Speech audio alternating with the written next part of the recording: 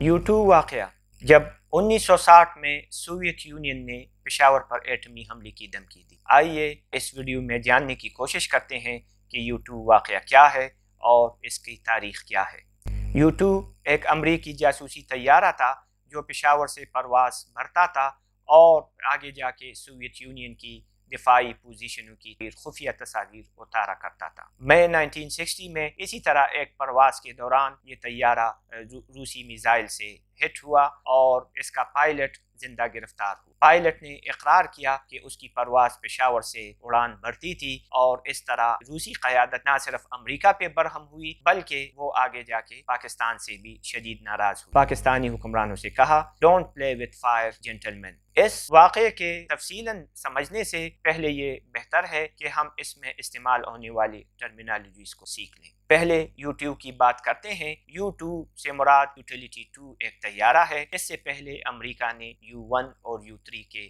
نام سے طیارے بنائے تھے۔ U کا مخفف یوٹیلیٹی سے مطلب کہ ایک عام استعمال والا طیارہ ہے، لیکن یہ نام اس کو دھوکہ دہی کے لیے دیا گیا تھا اگرچہ یہ ایک جاسوسی طیارہ تھا۔ 1950 کی دہائی میں جب سیٹلائٹ اور میزائل ٹیکنالوجی نے اتنی ترقی نہیں کی تھی تو امریکہ نے کوشش کی کہ وہ سوویت یونین کے دفاعی امور کی نگرانی کرے۔ اس لیے CIA نے لاک ہیڈ کمپنی کو ایک ایسے جہاز بنانے کی آفر دی کہ وہ ایک ایسا جہاز بنا دے جو 70,000 فٹ کی بلندی پر پرواز کرے اور جو لمبی اڑان بھرنے کی قابلیت رکھے۔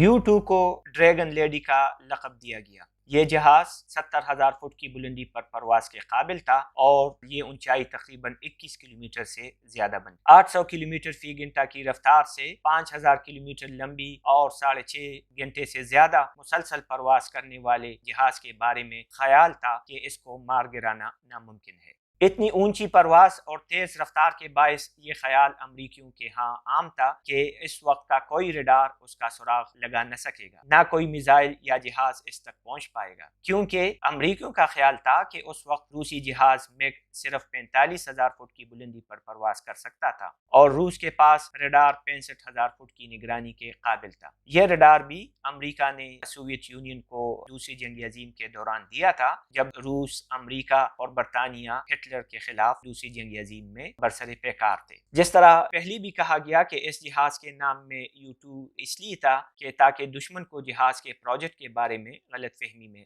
رکھا جا سکے کہ یہ کوئی جاسوسی طیارہ نہیں ہے بلکہ عام فائدے والا جہاز ہے۔ اس سے پہلے U1 اور U3 کے نام سے جہاز موجود تھے، اس لیے اسے U2 کا نام دیا گیا۔ امریکیوں کی خوش فہمی تھی اور یہ جہاز بلا جھجک کے سوویت یونین پہ پرواز کرتا تھا اور وہاں اپنی جاسوسی کے مشن مکمل کرتا تھا۔ اس کے بعد سوویت یونین کے بارے میں پڑھتے ہیں۔ سوویت یونین کا قیام 1922 میں عمل میں لایا گیا۔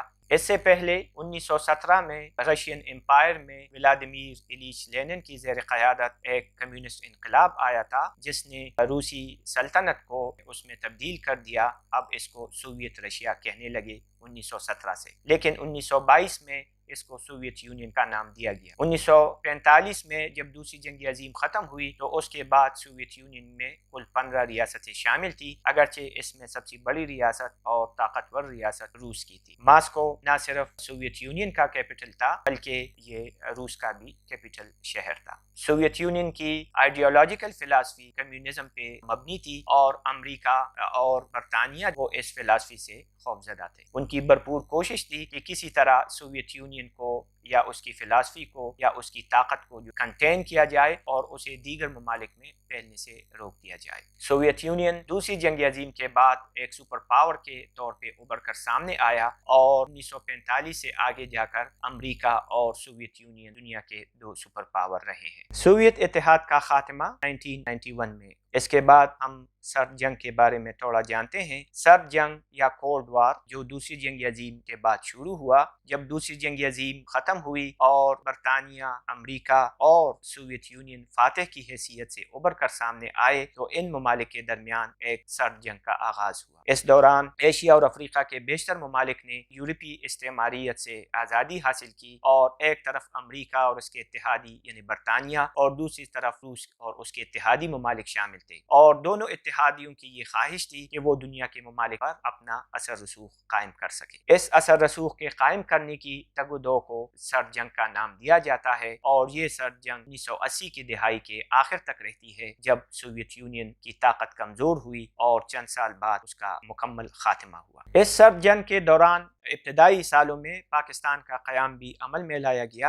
اور ہم جانتے ہیں کہ اگست 1947 میں پاکستان جب قائم ہوا، اس کے جو حکمران اور قائدین تھے ان کو یہ خوف لاحق تھا کہ ہندوستان کسی بھی وقت پاکستان کی آزادی کے لیے خطرہ بن سکتا ہے، لہٰذا پاکستان کی کمزور معیشت اور پاکستان کو فوجی لحاظ سے طاقتور بنانے کے لیے ان کو کسی بیرونی سہارے کی ضرورت تھی، لہٰذا پاکستان کے قائدین نے اس مقصد کے لیے امریکہ کا چناؤ کیا اور پاکستان امریکی کیمپ میں شامل ہوا، اس آس پہ شامل ہوا کہ ایک طرف پاکستان کو مالی امداد ملے گی، دوسری طرف فوجی امداد ملے گی جو وہ ہندوستان سے اپنی حفاظت یقینی بنا سکیں گے۔ نقشے کو دیکھ کر آپ دیکھ لیں کہ پاکستان نے اپنے قریبی پڑوسی ملک سوویت یونین کی بجائے کیوں امریکہ سے اتحاد کیا۔ اس کی کئی وجوہات ہیں۔ اگر سوال صرف پاکستان کی بقا کا تھا تو پاکستان سوویت یونین کے بلاک میں کیوں شامل نہیں ہوا؟ اس کی کئی توجیہات پیش کی جا سکتی ہیں، لیکن یہاں میں ایک دو کا ذکر کروں۔ ایک تو پاکستان کے قائدین مغربی تعلیم یافتہ تھے اور ان کے لیے مغربی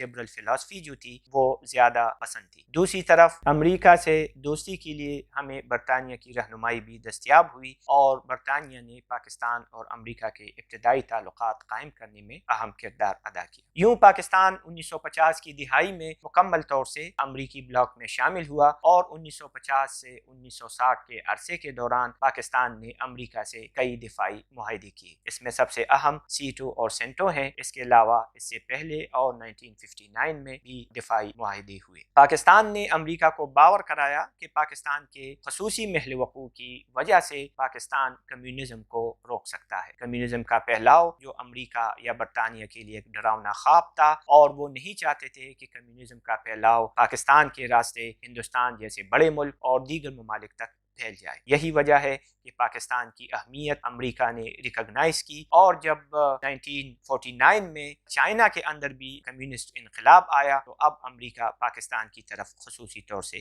متوجہ ہوا۔ نقشہ دیکھ کر پتہ چلتا ہے کہ پاکستان کی جغرافیائی محل وقوع سوویت یونین کے سامنے ایک چیک پوسٹ جیسی ہے۔ پاکستان نے امریکہ سے دفاعی معاہدے کیے، اور ایک معاہدے کے تحت انہوں نے پشاور کے قریب بڑابیر کے مقام پر ایک ایئر فیسلٹی قائم کرنے کی ان کو اجازت دی۔ ان وجوہات کی وجہ سے پاکستان سوویت یونین کے گڈ بکس میں نہیں رہا، اور ہم جانتے ہیں کہ 1957 میں انہوں نے پہلی مرتبہ کشمیر کی قرارداد جو ویٹو کر دی۔ امریکہ کی دوستی میں پاکستان تو کشمیر حاصل نہ کر سکا، لیکن سوویت یونین کی دشمنی کشمیر کے عوام کو خود اختیاریت کا حق دینے کا پاکستانی خواب وہ آج تک مکمل نہیں ہو سکا۔ U2 بڑابیر سے پرواز برتا اور یہاں سے سوویت یونین کے اوپر گزر کر اپنی جاسوسی کی تصاویر لیتا، وہاں جا کے ناروے میں اترتا، ناروے سے واپس ترکی میں آتا، اور ترکی سے پھر پشاور پہنچتا، اور پشاور سے یہی یہ پرواز جاری رہی۔ کیونکہ 1960 میں ابھی میزائل ٹیکنالوجی اور سیٹلائٹ ٹیکنالوجی اتنی ڈیولپ نہیں ہوئی تھی، اس لیے جاسوسی طیاروں کی پرواز ہی امریکہ کے پاس ایک آپشن تھا کہ وہ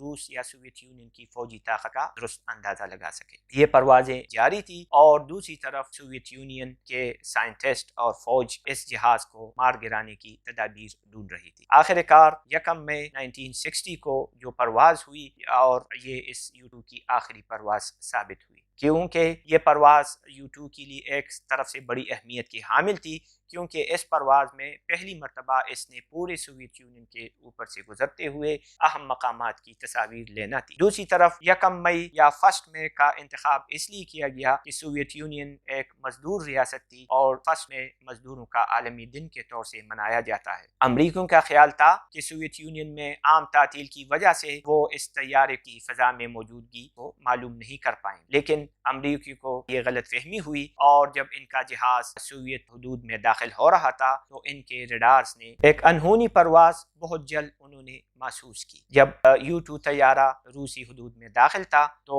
سوویت یونین نے اپنے طیارے فضا میں بھیج دیے، اور ساتھ میں زمین سے فضا تک مار کرنے والے کئی میزائل بھی فائر کیے۔ امریکیوں کے خیال کے برعکس ایک میزائل اس نے U2 کو ہٹ کیا، اور U2 طیارہ زمین پر گر گیا۔ اسی طرح ایک اور میزائل نے اپنے روسی طیارے کو بھی ہٹ کر ڈالا۔ اس طیارے کے پائلٹ کے پاس یہ آپشن تھا کہ کسی بھی ناخوشگوار واقعے کی صورت میں وہ اپنی زندگی ختم کرتا اور طیارے کو ہوا ہی میں تباہ کرتا، لیکن پائلٹ نے اپنی زندگی بھی ختم نہیں کی اور طیارے کو بھی ہوا میں تباہ نہیں کیا۔ پائلٹ پیراشوٹ کے ذریعے نیچے اترا جہاں سوویت افواج اس کو گرفتار کرنے کے لیے تیار کھڑی تھی۔ طیارے کا ملبہ بھی روسیوں کے ہاتھ لگا اور اس میں کیمرہ اور اس کیمرے کے اندر تصاویر محفوظ تھی۔ چند دن بعد امریکہ نے اعلان کیا کہ اس کا ایک موسمیاتی طیارہ جو روٹین کی پرواز پہ تھا وہ کہیں کھو گیا ہے اور شاید لاپتہ طیارہ اور اس کا پائلٹ بھی ہلاک ہو چکا ہے۔ سوویت یونین نے اپنی ابتدائی تحقیقات مکمل کی اور جب امریکہ کی طرف سے یہ بیان سامنے آیا تو انہوں نے اعلان کیا کہ نہیں، طیارہ ہم نے مار گرایا ہے اور پائلٹ ہمارے پاس زندہ جو گرفتار ہے۔ اس سے امریکہ کی وہ غلط فہمی دور ہوئی کہ سوویت یونین کی جو ریڈار ہے اس کی رینج 65,000 سے زیادہ نہیں ہے، یا اس کی جو میسائل کی ہٹ ہے وہ ٹیکنالوجی اتنی اسٹرانگ نہیں ہے، لیکن سوویت یونین نے اپنے میسائل کا استعمال کیا اور اس U-2 طیارے کو گرایا۔ اس کے 2 سال بعد اسی طرح ایک اور U-2 طیارہ سوویت یونین نے کیوبا کے اوپر بھی گرا دیا۔ گرفتار پائلٹ پر مقدمہ چلایا گیا اور اس نے اقرار کیا کہ اس کی پرواز پشاور سے ہوتی تھی اور یہ خالصتاً ایک جاسوسی پرواز تھی۔ پائلٹ کو تو 10 سال قید کی سزا ہوئی، لیکن اس کے ساتھ سوویت حکمران اور قائدین پاکستان پہ کافی برہم ہوئے اور انہوں نے پاکستان کو دھمکی دی کہ اگر وہ امریکیوں کی حمایت سے باز نہ آیا تو اس کے نتائج ان کے لیے خطرناک ثابت ہو سکتے ہیں۔ اس وقت پاکستان کے فوجی حکمران ایوب خان کو جب یہ اس بات کی اطلاع ملی تو اس نے بڑے اس سے کہا کہ سو واٹ، لیکن بہت جلد اس کو احساس ہوا کہ یہ معاملہ بڑا سنجیدہ ہے تو اس نے حکم دیا کہ تحقیقات کی جائیں کہ آیا U-2 کی پرواز واقعی بڑابیر جو پشاور سے 8 یا 10 کلومیٹر کے فاصلے پر ہے، آیا اس جہاز کی پرواز واقعی بڑابیر سے ہوا کرتی تھی یا کوئی اور معاملہ ہے۔ پاکستان کی بڑی خوش قسمتی ہے کہ اس واقعے کے بعد پاکستان اور روس کے تعلقات بہتری کی طرف گامزن ہوئے اور روس نے اس واقعے کو نرمی کا سلوک کیا۔